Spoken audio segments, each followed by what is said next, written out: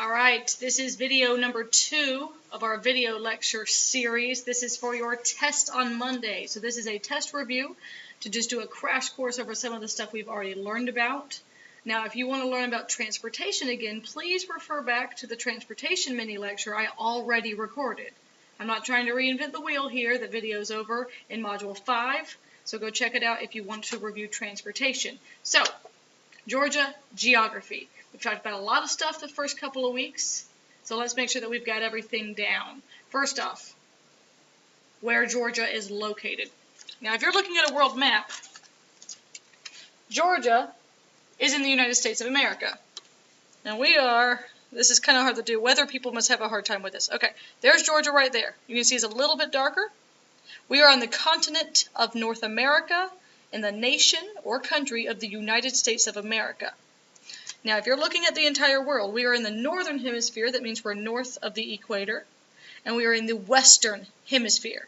So north and west, meaning west of the prime meridian, north of the equator. Pretend like you're an alien in space looking down on Earth and you're trying to find Georgia. You'd probably first need to know what hemisphere we were in so you could narrow it down. And then if you zoom in, and you're looking just at the United States of America, we are in, it's still really hard, the southeast corner of the United States of America. All right. Now, along with where Georgia is located, Georgia itself has 5 regions. We've learned about these in class. We have the Appalachian Plateau region. We have the Ridge and Valley region, the Blue Ridge region, the Piedmont region, and the Coastal Plain. Excuse me while I find those on the map real quick. There we go. So, these regions. First, seriously, I don't know how weather people do this. The backwards thing is killing me. Appalachian Plateau, right here, also known as the Tag Corner. Then we have a Ridge and Valley region. And then in the northeast corner, you have the Blue Ridge region. Piedmont in the center, and taking up about 60% of our land area, we have the Coastal Plain at the bottom.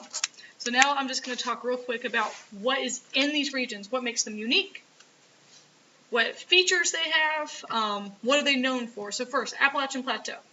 Northwest corner of Georgia, also known as the Tag Corner. Not because people like playing tag, but because there's Tennessee, Alabama, and Georgia all in a corner together. In fact, if you go up to Lookout Mountain, you can see all 3 states. Cloudland Canyon is another very popular destination for the Appalachian Plateau region. Caving can be a popular pastime, but caves are mostly owned on private property, so it's not like you can go up there and just jump in a cave. You need permission. Don't go jump in caves. It's a bad idea. The economy of the Appalachian Plateau region is mostly based off of tourism, some forestry, some coal and limestone production, but there's not a lot of agriculture because the soil is poor. The Appalachian Plateau region, Ridge and Valley, and Blue Ridge regions are all in higher elevations. That means that they get cooler. Since they have cooler weather, they're not going to have as much agriculture as some of the southern regions. They do have some farms here and there, but for the most part, you're not going to be focused on agriculture in these regions. And the Appalachian Plateau region has flat, gently sloping land that's surrounding valleys. Now, Ridge and Valley, or the Valley and Ridge. You might see it either way. If it has those 2 work together, that's the region. It's between the Appalachian Plateau region and the Blue Ridge region. You've got long parallel ridges separated by valleys. So kind of think about like ridges like this with a valley right here. Valleys are lower, ridges are higher. Only about 4% of the land of the valleys are used for pastures and farming. Hardwood, pine timber being harvested is one way that people make their money. But the Ridge and Valley region is also known for textiles and carpets. Dalton, Georgia is known as the carpet capital of the world because there's so much carpet production there. If you go to Dalton, Georgia, first off, it's a highly diverse neighborhood in the North Georgia area because a lot of immigrant families have moved there for jobs in factories. And you have so many carpet and textile factories up there that it's actually a really good place for work stability. And Dalton State College, soccer players, their soccer programs are growing, so think about that for scholarships in the future. All right, so rundown real quick. Appalachian Plateau region, northwest corner, tag corner, tourism, forestry, coal and limestone production, Cloudland Canyon, Lookout Mountain, some caving, poor soil, not a lot of agriculture. Ridge and Valley region, or Valley and Ridge. Between the Appalachian Plateau and Blue Ridge, you got ridges separated by valleys, little tiny bit of farming and pasture, but not much, and they're known for carpet production. Dalton, Georgia is the carpet capital of the world. Blue Ridge region, the last of our northern regions. It is in the northeast corner of Georgia. Brasstown Bald is the highest peak. This fall, when the leaves are changing, you should go. It's beautiful. So Brasstown Bald is the highest peak, getting close to, I think, about 5,000. I think it's like 4,700 and something feet high. Compared to other mountains in America, maybe not super high, but it is the highest peak in Georgia.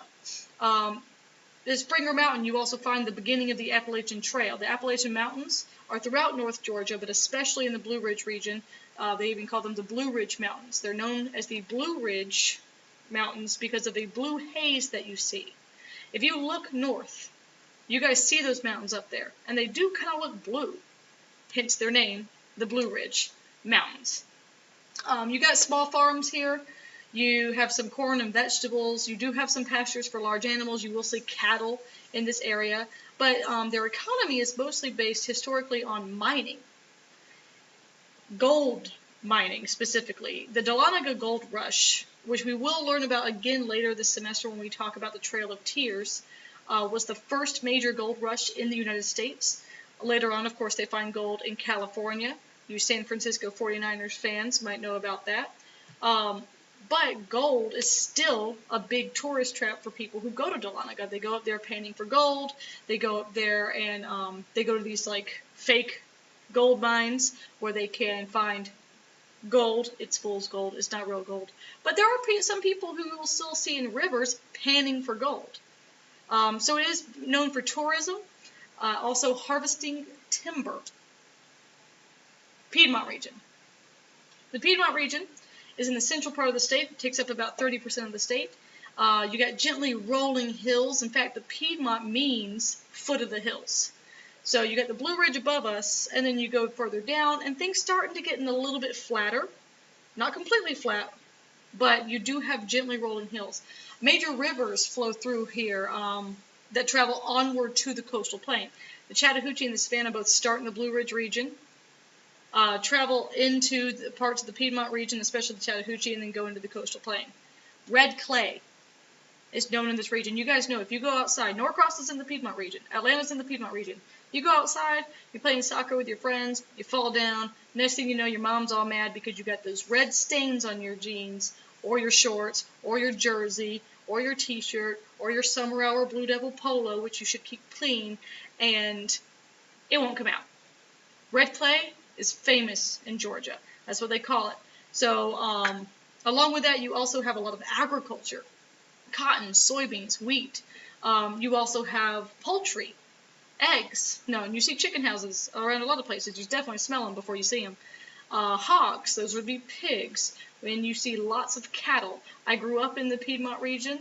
I grew up next to a farm with cattle. It's very, very common to see this in the Piedmont region. However, the Piedmont region is also highly industrialized. We are known for industry. Think about Atlanta.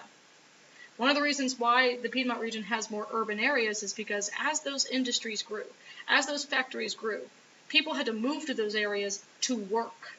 So obviously you're going to have more and more people coming in, which directly ties to my next point, that the Piedmont region is the most populated region in Georgia. About 60% of Georgia's population lives in the Piedmont region. The economy, you have some timber being harvested, but like I said, highly industrialized, and then also agriculture. But the Piedmont region does have most of your industry. Okay, coastal plain region. Southern part of the state, about 60% of the state.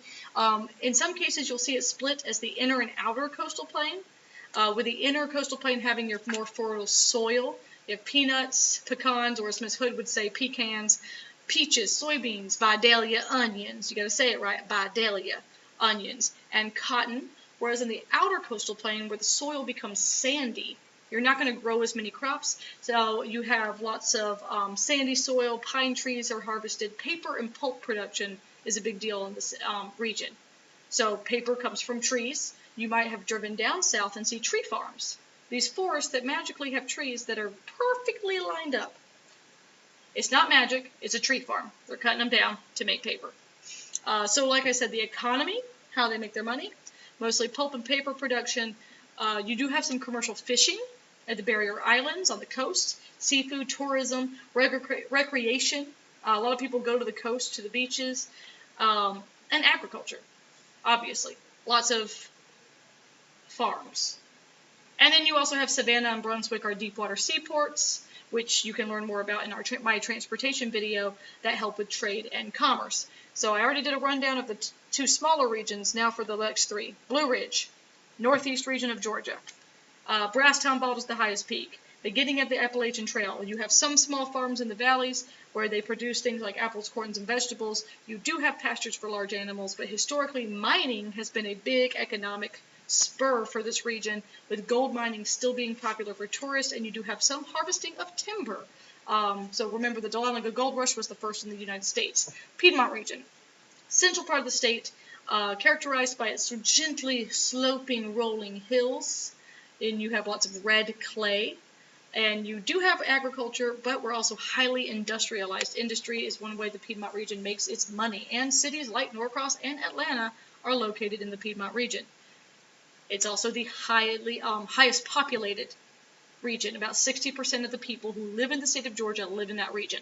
And coastal plain taking up the majority of our state at about 60% of the land area, known for lots of agriculture, everything from peanuts to pecans. There you go, Ms. Hood, that was for you. Soybeans, cotton, onions, and you also have paper and pulp production, and that's how they make their money, along with tourism on the barrier islands and some seafood, some of the seafood industry, fishing and seafood. So, I know that was fast, but it is reviewed, so let's move on. We also have our physical features. So the Appalachian Mountains, we talked a little bit about that. You're going to find those in the northern part of Georgia, in those three northern regions, mostly in the Blue Ridge region. That's why you'll also see them called the Blue Ridge Mountains, named for the blue haze that you see. The fall line, this is important. So the fall line, I'm going to find a map so we can show you guys. The fall line is a divider between the Piedmont and coastal plain. Excuse me while I find this map. I should be better at this. Aha, here we go. Back to the regions map. The fall line is the line that separates the Piedmont and coastal plain. And one of the reasons why it's significant is because as rivers cross that fall line, it literally falls in elevation. If this is the Piedmont and this is the coastal plain, rivers fall over the fall line and speed up. It's like if you're riding a bike down a hill, you're going to go fast. Those rivers speed up, and historically, cities started being built on the fall line because they could have water power from water mills, because they'd have those big wheels. Water would push it around and create a source of power. So cities like Macon, Columbus, and Augusta all were built along the fall line. Okay, the barrier islands are on the coast of Georgia. The only part of the coast is a little sliver of the coast in the coastal plain. And you have like Tybee Island, Jekyll, Cephalo Island, which is the last, which is the only island that now has a Gullah or Geechee community. You should look that up. It's pretty cool. We also have Cumberland Island, which is mostly a wildlife refuge. So you have all of these islands that are good for tourism. But one of the good things they do for the state of Georgia is they block this coast from wind and water erosion. So if it wasn't for these islands, we'd have a lot more of our land being eroded away, basically. Is that the way you say it? I don't know. Ask your science teacher. There would be a lot more erosion, basically, if it wasn't for these barrier islands. Okefenokee Swamp, largest freshwater swamp in North America. Lights just went out on me. Sorry about that. So largest freshwater swamp. On top of being the largest freshwater swamp, it's home to hundreds of species of plants and animals. In fact, in 1937, President Franklin D. Roosevelt declared it a wildlife refuge to help protect it, but also to ensure that the heritage of the Native Americans that lived in that swamp would continue. So it was preserved for many reasons, but just know it is the largest freshwater swamp in North America, and it's a wildlife refuge home to hundreds of species of plants and animals. All right, our rivers. So we have the Chattahoochee River. forms part of the border between Alabama and Georgia. So basically it goes up the coast of Alabama and then kind of goes this way into the Piedmont region into the Blue Ridge. You also have Lake Lanier up there. So water reservoirs, such as the man-made lake, Lake Lanier, were also built along these rivers, kind of like a natural earth bucket. And these earth buckets or reservoirs hold water so we can have plenty of water for drinking, using the potty, taking showers, whatever we need to do. Obviously it's filtered first, but these rivers provide and reservoirs provide most of our water that we use. I just went back to the Okefenokee. The Chattahoochee River has also been a topic of lots of politics because Florida and Alabama, who also border or have part of the river in their states, have sued Georgia over use of that river, saying that we're hogging the water. To be fair, we do have most of the river, just saying. Savannah River does not separate Savannah. Now I'm tired, guys. It separates Georgia and South Carolina. It also has been used for drinking water, hydroelectric power, cooling nuclear power plants, all sorts of things that they use it for. If you've gone into South Carolina, you've crossed this river, I promise you. And then we also, I think that's it. I think we covered all the big stuff. So, study your geography. Go back to my video on transportation. I'm not recording another video. We're reaching almost 17 minutes here, and I don't want to waste your time. If you have questions, I'm going to create a discussion board that you can hit me up over the weekend, since we do have our test on Monday. Please, please, please ask me questions, and come Monday morning at 8:15 for our tutoring session. You will get extra credit. Study hard, guys. I can't find the stop button. Hold on. Study hard.